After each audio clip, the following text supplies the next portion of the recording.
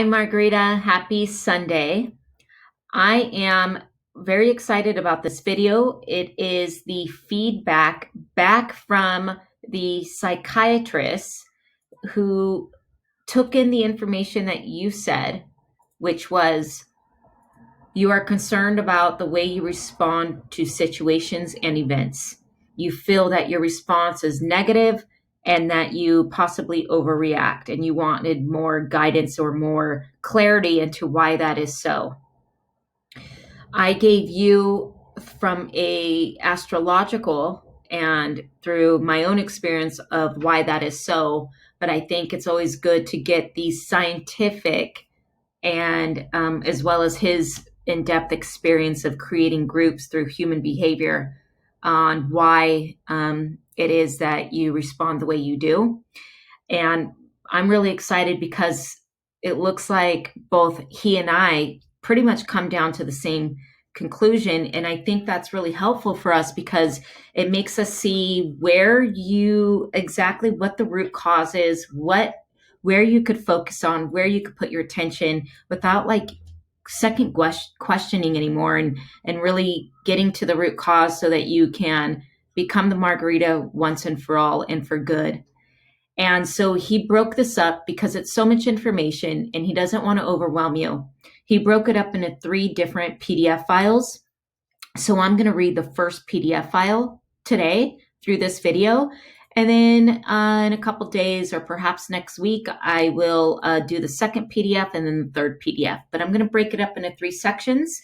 He does not make a video. He's more behind the scenes in our effort together. So he just wrote it up in a very nice PDF directly to you, and I'm just going to read it to you. And then, of course, I'm going to email this PDF so that you could read it to yourself later on if you like. But I find it helpful if someone, while you read it, somebody actually articulates it as well. So here I go, word by word of what he wrote. Dear Margarita, I hope that you are feeling well and strong. I am going to address what you told me point by point. Oh, before I continue, Margarita, I want to mention that he came up with this response by not only what you were seeking, but he also took all your demographics into mind, what your nationality is, where you live in the country, where you come from, what age you are, what sex you are, what age is your husband, all of that. So it's very customized to your particular situation. Okay, so I will go ahead and start reading what he wrote. You mentioned that you do not get angry with your family or friends. This indicates that your anger issues are not due to a pervasive personality or behavior disorder, and it's a situational, as it only occurs in a certain relationship, possibly with your husband. So I wouldn't call it acting crazy. I would call it problems with emotion regulation.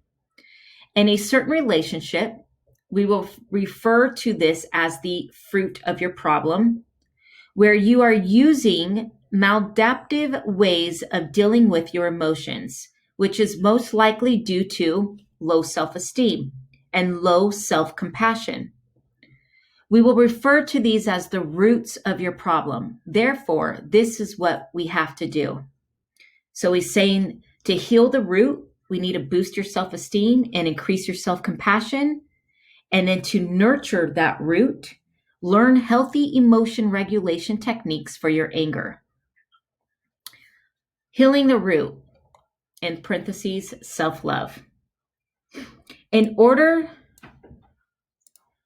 to gain more insight into the root of your problem, we will need to focus on your relationship with your husband and see how it differs from your relationships and what exactly triggers your aggressive behavior.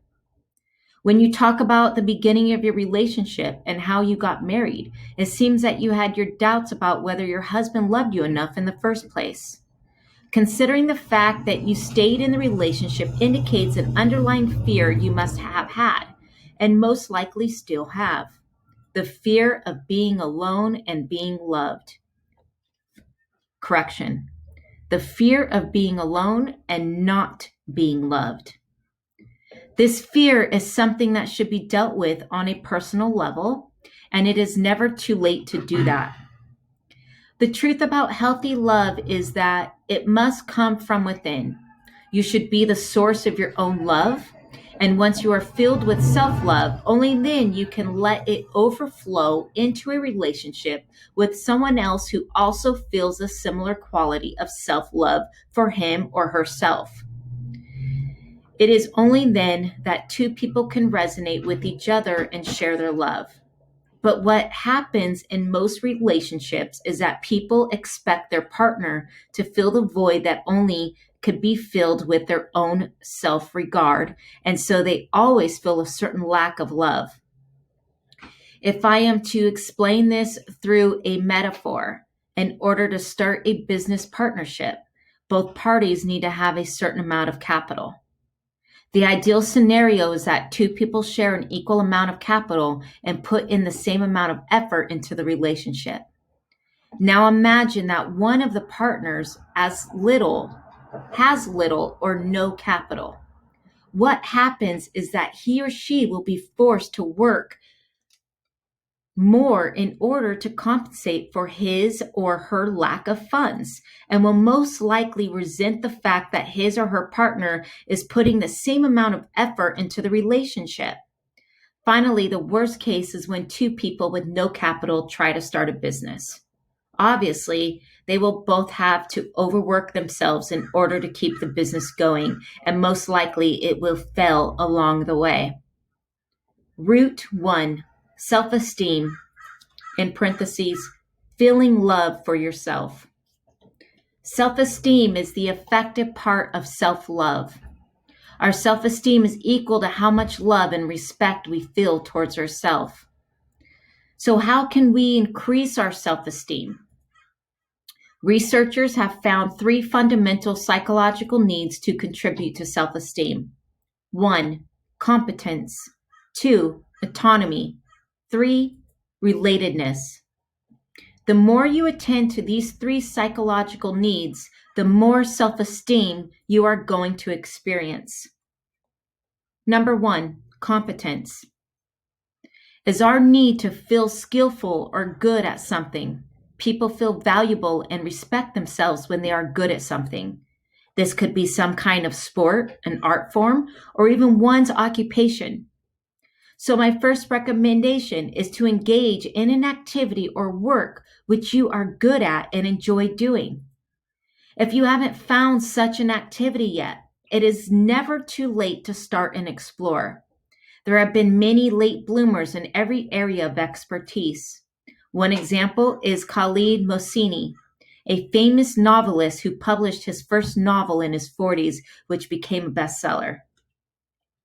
Autonomy is our need to do what we want and make decisions under our own free will. People experience high self-esteem when they are acting under their own will, and feel inferior when they are doing things they do not want to do.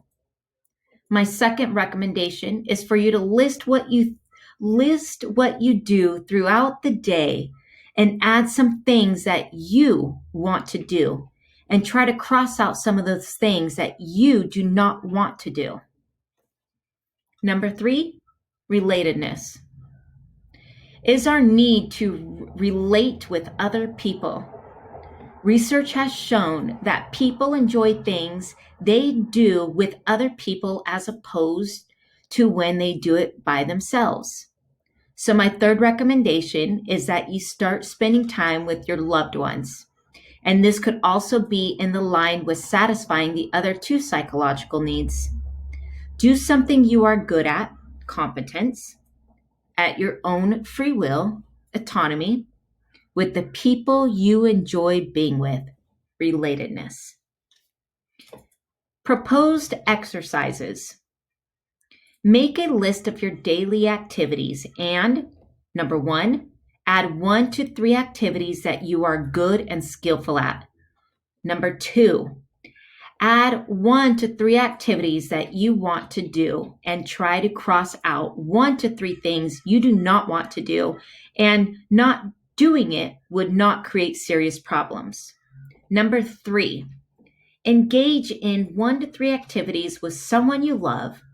Try doing things you would normally do by yourself with other people. Okay, I think this falls in great with our next activity, which is going to focus on understanding, creating, and learning your core values, your top 10 core values.